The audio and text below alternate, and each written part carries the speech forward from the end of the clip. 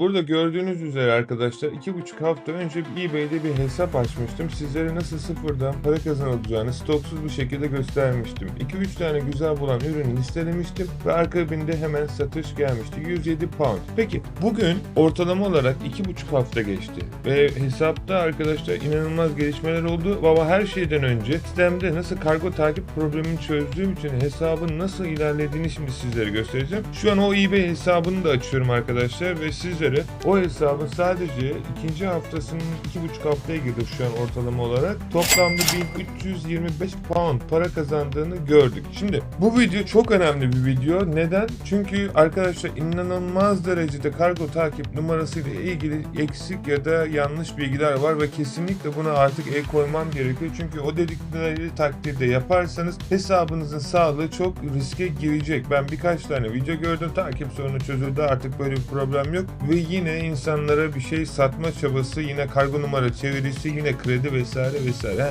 Şöyle bir durum var. Sizler bu videoyu izlediğinizde nasıl bu görmüş olduğunuz hesabı sağlıklı bir şekilde yarım milyon poundluk bir hesabı çevirdiğimi adım adım göstereceğim. Bu arada daha demin gösterdim o 100 pound'da açtığım hesap bu. Yani şunu anlatmaya çalışıyorum. Takip numarasını doğru girdiğiniz takdirde eBay'de inanılmaz derecede ön plana çıkacaksınız. Hadi lafı daha fazla uzatmadan hadi bilgisayarın içerisinde sizlere süreci göstereyim.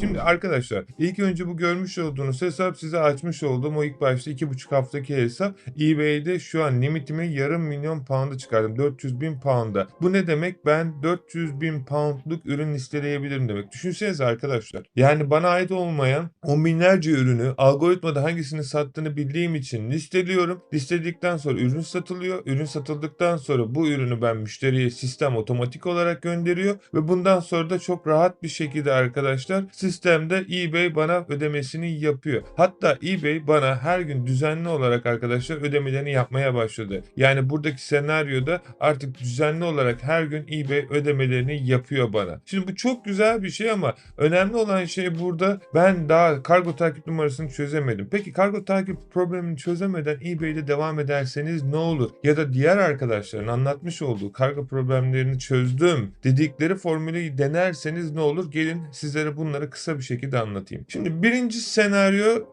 sahte takip numarası. Bunu yaparsanız ne olur? Arkadaşlar bunu yaparsanız bir müşteri der ki ürün bana ulaşmadı. eBay sizden kargo numarası ister. Siz sisteme kargo takip numarasını girersiniz. O sahte çevrilen numarayı. Ondan sonra eBay bakar der ki bu numara takip edilemiyor. O yüzden 100 poundluk satmış olduğunuz bir ürünün iadesini müşteriye yapmış olursunuz. Artı bu kısım çok önemli. Hem eBay'den 100 pound müşteriye parasını gönderirsiniz. Hem de satın aldığınız diyelim o ürünün fiyatı 50 pound'tu. 50 poundluk ürünün parasını da Amazon'dan aldığınız için sizin cebinizden çıkacaktır. Buradaki senaryoda yapabileceğiniz bazı önemli noktalar var. Yorumlarda bir eBay yazdığınızda benim size vereceğim bir PDF olacak. Bu PDF'in içerisinde müşterilerle nasıl iletişime geçeceğinizle ilgili çok önemli bilgiler mevcut. Bu bilgiler sayesinde belki case'i kazanma ihtimaliniz çok yüksek olmasa da bir ihtimaliniz var. O yüzden orada yazan mesajları doğru şekilde müşteriye ulaştırdığınıza emin olun. Aksi takdirde hem eBay'den satış yaptığınız parayı hem de arka tarafta Amazon'dan satın aldığınız ürünün parasını kaybetme ihtimaliniz var. Lütfen bunları doğru şekilde yaptığınıza emin olun. Gelelim ikinci senaryoya. İkinci senaryo benim yeni böyle ortalama son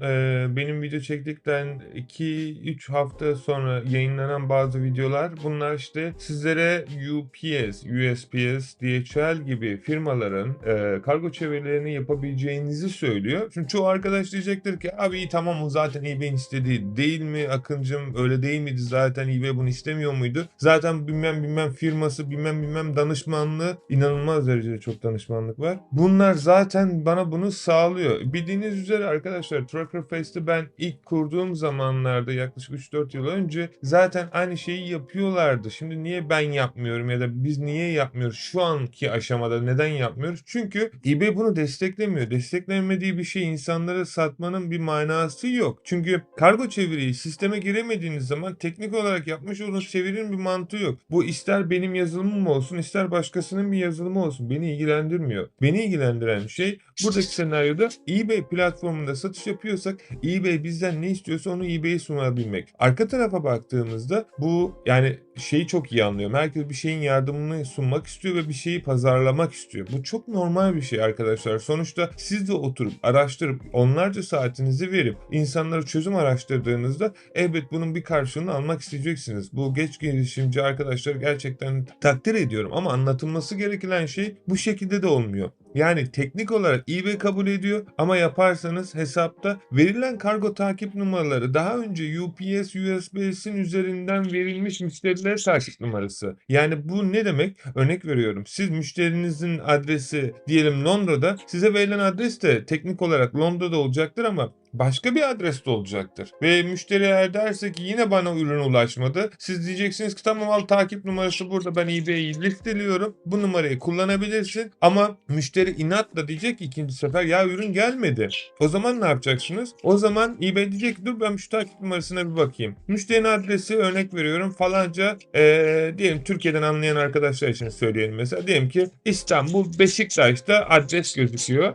Ama baktığımız zaman ürünün gittiği yer İstanbul Ortaköy. Yakın mı mesafeler? Birbirlerine çok yakın ama aynı adres değil. Şimdi diyeceksiniz ki ama onlar bana bu adresi takip numarasını verdi. Arkadaşlar bakın kimin ne yaptığından daha çok yaptığınız şeyin ilk önce mantığını anlamanızı sizden rica ediyorum. Teknik olarak başkasına gönderilen bir kargo numarası size veriliyor ve siz bu numarayı eBay'de UPS'in numarası ya da USPS'in numarası olduğu için sisteme giriyorsunuz ve yani çok fazla gelen kargo numarasını düşürüyorsunuz. Bakın size uygulamalı olarak gösteriyorum. Daha yeni açtığım bir hesapta yarım milyon poundluk bir hesap haline getirdim. Yaklaşık 2,5 hafta içerisinde. Normalde bilmeyen arkadaşlar varsa bir hesabı bu hale getirmek 1,5 yılınızı alır. Denemesi bedava. Kendinize bir eBay hesabı açın. Ondan sonra bu hesapta ürün listeleyin, satış yapın ve bana deyin ki bu hesabı ben 2 ay sonra yarım milyon pound'a getirdim. Gerçekten bana Instagram Okyanus Akıyım var sayfasından yazın eğer böyle bir şey yaparsanız. Çünkü teknik olarak yapabileceğiniz bir şey değil. Neden bu benim hesapta böyle oldu peki? Çünkü sisteme otomatik olarak saniyesinde kargo takip numarasını girdim. Aynı şekilde ürünün zamanında otomatik bir şekilde müşteriye gönderdim. Müşteriye gönderdikten sonra saniyesinde otomatik olarak müşteriye feedback bıraktım ve bunu yaptıktan sonra da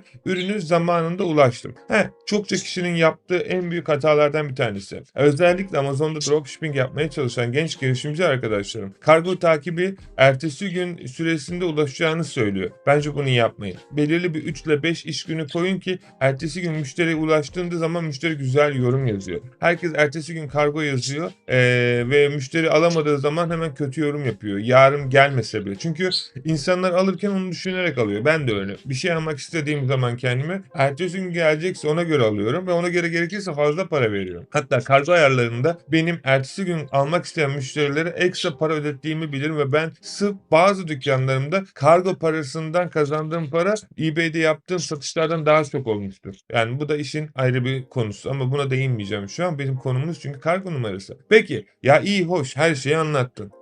Kargo süresi oldu, çeviri yaptık, onu yapmayın dedim, bunu yapmayın dedim. Peki ne yapacaksın? Arkadaşlar ne yazık ki buradaki senaryoda dropshipping yapmanızın artık çok da doğru bir şekilde yapmadığınız takdirde çok da bir mantığı kalmıyor. Yapamaz mısınız? Yaparsınız ama belirli bir süre sonra kargo numarasını eBay'e girmediğiniz için, ürünü sadece çıktı olarak gösterdiğiniz için eBay dükkanınızın durumu çok düşecektir. Yani standart blow'da kalacaktır. Top rate seller olamayacaksınız. Ya o kadar önemli değil diyebilirsiniz ama ürünler kargo süresi çıkmadığı için, takip numarasından takip edilebilmediği için ya çok case açılırsa case'leri kapatamazsınız ve eBay hesabınız ilerleyen zamanda zarar görür. Aynı şekilde ürün sürekli takip numarası koyulmadığı için ödemeleriniz çok hesaba geç düşer ve her şeyden de en önemlisi eBay dükkanınız yavaş yavaş aşağı doğru inmeye başlar trafiklerde. Bu kısım çok önemli. Hatta ben size bilgisayarın içerisinde bu dükkanın nasıl bir tempo ile trafik aldığını göstereyim. En azından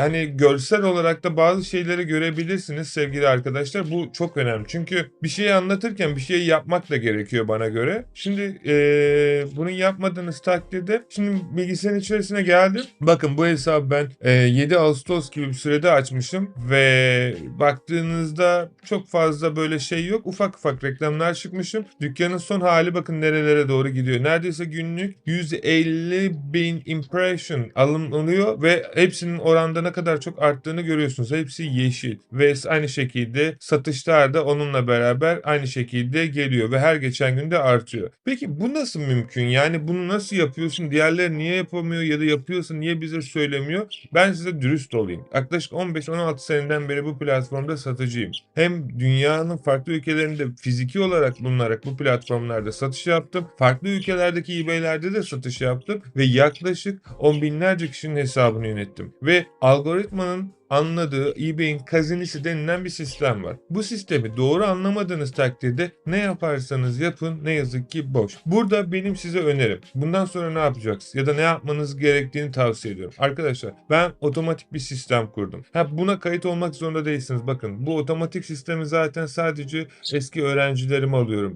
Çünkü yetişemiyoruz ve inanılmaz derecede dükkanlarında satış yapıyoruz. Hatta bunlar her geçen gün artıyor arkadaşlar. Yani bunu söylememdeki sebep şu. Burada sizlerin gördüğü gibi her geçen gün bunların dükkanlarında inanılmaz derecede satışlar geliyor. Trafikler artıyor ve mümkün mertebe biz hepsini en güzel şekilde ilerletmeye çalışıyoruz. Şimdi bu hesaplar benim için şu an arkadaşlar benim hem müşterilerimin hem arka tarafta baktığınız zaman yani bizim müşterilerimizin hesapları ve arkadaşlarımızın hesapları ben mümkün mertebe artık onların hesabına odaklanıyorum ve onların hesabını bu şekilde aktif hale getiriyorum. Çoğu arkadaş bazen bana Instagram'dan yazıyor. Instagram Okyanus Akın Yılmaz'da vesaire vesaire işte çoğu arkadaş diyor ki şu yazılımla işte şey yaptım, çözüm buldum. Şu yazılımda böyle yaptım. Arkadaşlar şimdi baktığınız zaman onların size anlatmış olduğu yazılımların sahipleri benim kaç senelik arkadaşlarım. Beraber zaten iş yapıyoruz. Bir şey olsa birbirimizi her zaman zaten mümkün mertebe paylaşıyoruz ve 4-5 sene önceden beri bunu yapıyoruz. Daha yeni değil. Onlar size sadece yazılım tanıtırken ben diyorum ki yazılım sahibi benim arkadaşlarım ve en iyi senaryoyu sizler için arkadaşlar. Elimizden geldiğince şey yapıyoruz. Zaten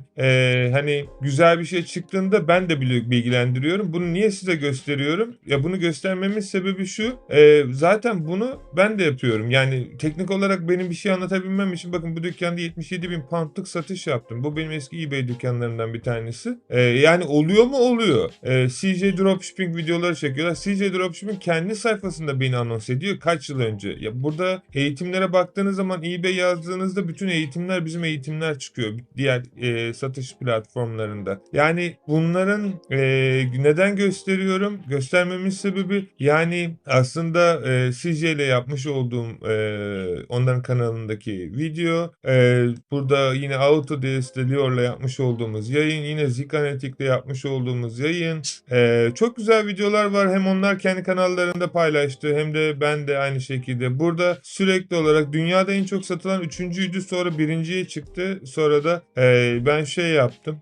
Kursu kaldırdım oradan. Çünkü eskimişti. Yeni çekmem lazım. İngilizce olanı söylüyorum. Burada sizden gelen mesajlar var sürekli olarak. Yani çok güzel yorumlar yazıyorsunuz bana diyor. Çoğu arkadaş burada bir şey netlik getirmek istiyorum. Çoğu arkadaş diyor ki o kadar iyi biliyorsun neden o zaman eğitim satıyorsun ya da neden böyle şeylere başvuruyorsun? Neden kendi işine bakmıyorsun? Anlamanız gereken nokta şu. Sevgili arkadaşlar, bilgi paylaştıkça çoğalır ve hayatta bir şeyleri paylaştığınız sürece ancak o şeylerin daha fazlasına sahip olabilirsiniz. Ben kendi dükkanlarımda onlarca hepsinde de ayrıyeten satış yapıyorum zaten. Bu bilgileri öğretmek benim bir şeyime gerekmiyor. Yani benden bir şey almıyor. Ben mutlu oluyorum. Niye biliyor musunuz? Bu duyguyu yaşayabilmek için. Size de günlük telefonlarınızı açtığınızda abi 23 yaşındayım. Hayalini, hedefini anlatan bir gencimiz var burada. Hayalleri var. Belki ailesi kurmaya çalışıyor, evlenmeye çalışıyor. Belki anne babasına, belki çocuğuna yardımcı olmaya çalışıyor. Bakın burada anlatmaya çalıştığım şey insanlara dokunmak. Bunun parayla pulla alakası yok. Zaten paramız var. Ama anlatmaya çalıştığımız şey başarılı olmak için diğer insanlardan da başarılı yapman gerekiyor. Bu hayatın şeyi yani verme alma yasasıdır. Bunu hayatınız boyunca eğer yapmadıysanız ne yazık ki olduğunuz yerde sayacaksınız. Ben de 20'li yaşlarımda aman sadece ben kazanayım diyordum. 30'lu yaşlarımda herkese kazandırayım diyorum. Çünkü niye? Bunu yaptığınız takdirde evren hemen size zaten fazlasını veriyor. Burada bir arkadaşımız diyor ki kendimi size çok yakın hissediyorum. İyi ki varsın. Akın abi hem kendi adıma hem de bugün kadar herkes adına sizlere bize sunmaya çalıştığınız bu değerli bilgiler için minnettar olduğumu belirtmek istiyorum. Çok teşekkür ederim. Bu yanlış insanlarla dolu olan 3 kuruşluk dünyada sürekli sizin gibi değerli insanlarla tanışıp daha fazla öğrenmek dileğiyle, saygılarıyla. Ben teşekkür ederim, inan. Ve sizin gibi bundan gelen güzel güzel mesajları her gün okumak benim için çok güzel. Bu benim hayatımda sevdiğim, eğlendiğim şeylerden bir tanesi. Belki bu duyguyu siz tam olarak anlamayabilirsiniz. Ne yazık ki. Ama bu tamamen arkadaşlar böyle okuduğum zaman mesela benim çok hoşuma gidiyor. Hayatımda şöyle bir şey yaptım, böyle bir şey yaptım. Sürekli olarak gerçekten aldığım eğitimleri çok hak eden bir insansın. Teşekkürler Akın Bey. Vesaire vesaire. Bir günde bana göndermiş. Ya buradaki olay şu arkadaşlar. Şimdi takip numarasından nereye geldik? Benim bu kanalı açtığımdan beri tek yapmaya çalıştığım şey insanların kişisel olarak finansal özgürlüğünü sağlamak. Ekonomik özgürlüğünü sağlayıp istediği şeyi alıp fiyatına bakmadan hayatını yaşayabilmesi. Ailesi varsa ailesine yardımcı olması. Başkasının hayalleri için çalışmak yerine kendi hayalleri için çalışması. Bu kanalda izleyebileceğiniz gerek eBay, Amazon, Shopify, YouTube, yapay zeka ve aklınıza gelebilecek bütün içerikleri çekmemin tek amacı sadece ben zamanında zaten sizin olduğunuz yerdeydim. Şu an nerede olduğunuzu bilmiyorum ama kendi özgürlüğümü kazanmak için gece gündüz çalıştım. Dünyanın farklı ülkelerinde yaşadım ve bunu gerçekten yaparken çok zor şartlarda yaşadım. Ve kendime bir gün söz verdim. Dedim ki ben artık başkası için çalışmayacağım. Peki ne yapacağım? Kendi işimi yapacağım. Peki nasıl yapacağım? Yapmam gereken şey arkadaşlar bu kadar güzel bir şey ki her gün sizlerle böyle toplantılar yapıp onlara yardımcı olup onların ekonomik özgürlüklerini sağlamak. Arka tarafta yüzlerce şey var. Bakın bana o kadar kitap yazdım. 5 sentten milyon dolara. Orada anlatıyorum. Bana güzel mesajlarınızı gönderiyorsunuz. Bunlar benim için çok değerli. Ben herkesin ekonomik olarak özgür olmasını istesem de herkesin başaramayacağını biliyorum. Fakat önemli olan şey bir kişi bile alsa. Bakın burada yüz binlerce insan eğitime katılmış. Şu an 2 milyon üzerinde bir rakama ulaştı. Her gün bana böyle mesajlar atıyorsunuz. Bunların değerini benim için anlayamaz. Sevdiğiniz bir işi yaptığınızda siz de benim dediğimi çok iyi anlayacaksınız. Kargo çeviri problemi ne yazık ki artık eBay'de saatli numaralar girerek ilerleyebileceğiniz bir süreç ya da benim göstermiş olduğum bu sistemde arkadaşlar burada Platinum hesap yönetimi var. Artık kimsenin hesabıyla şuyla buyla uğraşmayın. Bırakın ben yöneteyim. Benim kendi yapay zeka sistemim var. Bu yapay zeka sistemimde arkadaşlar sistem otomatik olarak kargo numarasını çeviriyor. Müşteriye ürününüze kadar gönderiyor. Ayrıyeten feedback ve diğer şeyleri de yapıyor. Hatta çoğu müşterilerimin yani öğrencilerimin hesaplarında ben reklam çalışması bile yapıyorum. Normalde binlerce pound benim almış olduğum sadece bir danışmanlıkken hesap iyi gitsin diye ben bazı yerlerde ufak tefek dokunuşlar yapıyorum. Böylelikle arkadaşlar size göstermiş olduğum gibi bu hesaplar böyle yukarıya doğru çıkıyor. Tabii ki bu teknik olarak akabinde de gelen satışlar arkadaşlar. Hemen bakın 42 tane de satış geliyor. Yani niye reklam çıkıyorsun? Bakın buradaki reklam sayısı arttıkça satışların ne kadar arttığını da görebiliyorsunuz. Bazı günler yüzlerce poundluk satışta oluyor. Yani takip numarası şu an teknik olarak kim çözdüm derse arkadaşlar açıkçası eksik bilgi vardır işin içerisinde. Çünkü size başkalarının çevirmiş yapmış olduğu UPS ya da USPS üzerinden çeviri numaralarını satacaklar. Bunu yapabilir misiniz? Size kalmış. Yapmanız gerekiyor mu? Bence onlara boş boş para vereceğinize bu otomatik sisteme kayıt olun. Ne siz ürün araştırmayla ne ürün listelemeyle ne de akabinde bir şeyle hiçbir şeyle uğraşmayın. Yazılımlara onların kredilerine onlarca pound para vermeye gerek yok. Benim sistem bunu otomatik olarak yapıyor ve ürününüzün listelemesini bile biz 7-8 saat profesyonel yazılımlarla beraber yapıyoruz. Kendi dükkanıma koyduğum ürünlerin benzerlerini de sizlerin dükkanlarına koyuyorum. Aynısını koymuyorum. Neden? Çünkü niye birbirimizle rekabet edelim arkadaşlar. Benim dükkan için güzel satan ürünleri benim dükkanıma, öteki dükkan için güzel satan ürünleri öteki dükkana koyuyorum. Şimdi çoğu arkadaş diyecek ki nereden biliyorsun? Arkadaşlar trafiğinize bakıyorum. Trafik nereden geliyor? Trafiğe bir bakıyorum. Sadece bahçe kategorisinden geliyor. Ben o ürüne gidip de teknoloji ürünleri koymuyorum. Şu arkadaş diyor ki çok satan ürünü ben koydum ona satış yapın. Hayır öyle değil. Doğru olan yani dükkanda trafik nereden geliyorsa o kategoriden ürün listelemeniz lazım. Ve böylelikle çok daha iyi sonuç alırsınız. Ötekisinde almaz mısınız? Onda da alırsınız. O yüzden arkadaşlar dropshipping'de devam etmek isteyen arkadaşlara ben özel bir paket yapacağım. Yorumlarda eBay yazan 10 kişiye sadece 10 kişiliğe indirimli şekilde %50 indirimli şekilde bu KPT kayırmalarını sağlayacağım. Böylelikle arkadaşlar sistem otomatik olacağı için sizler çok da bir şey yapmayacaksınız artık. Yönetim bende olacak. Satışlar gelecek. Satışları kartınızdan çekip müşteriye gönderecek. Takip numarasını koyacak. Böylelikle sistem gönderecek. Yani ne yazık ki YouTube'da izlediğiniz kargo problemi çözüldü videoların aslında arkası biraz boş, açık konuşmak gerekirse. Başkalarının takip numaralarını size verecekler. Bu da bir çözüm bu arada. Ama yapılmalı mı? Eğer bir gün bir müşteri derse ki size ürünüm bana ulaşmadı ve kargo numarasını istiyorum. Verdiğiniz zaman bu benim adresim değil ki derse, o zaman artık ne yapacağınızı az çok biliyorsunuzdur. Yani bir nevi ürünün parasını geri etmek zorunda kalacaksınız. Bunu bile bile ladesleyip yapmalı mısınız? Size kalmış. Bu sizin dükkanınız, sizin ticaretiniz, sizin yolunuz. Ben olsaydım yapmazdım. Otomatik sistem, direkt ne uğraşacağım ürünü kargosuyla çevirmeyle. Artık 2024 olmuş arkadaşlar yol. Size tavsiyem bu şekilde sizlerin de bu sisteme kayıt olup kendi gözleriniz gördüğünüz daha 2,5 haftalık bir hesapta nerelere ulaştığımız arkadaşlar. Umarım sizler için faydalı bir video olmuştur ama bunu artık netlik getirmek istedim. Çünkü çok dışarıda eksik ya da bana göre doğru bilgi değil.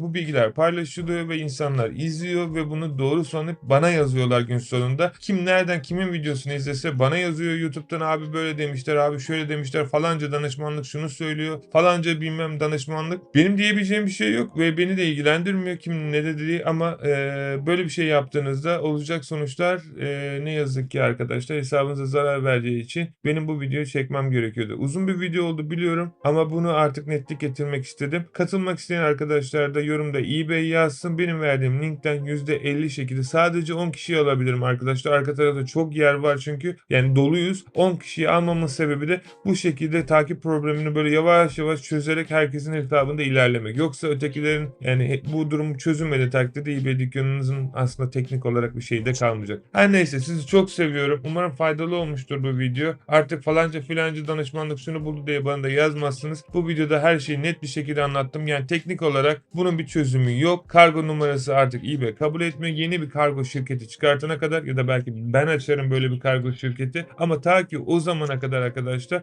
ya ara depo ile çalışacaksınız. Ya ara depo sizin adınıza kargonuzun çevirisini yapacak. Bu çok maliyetli oluyor o zaman. Ve bu bir nevi dropshipping'den online arbitraj bölümüne geçiyor. Yani arbitrajda geçiyor bu.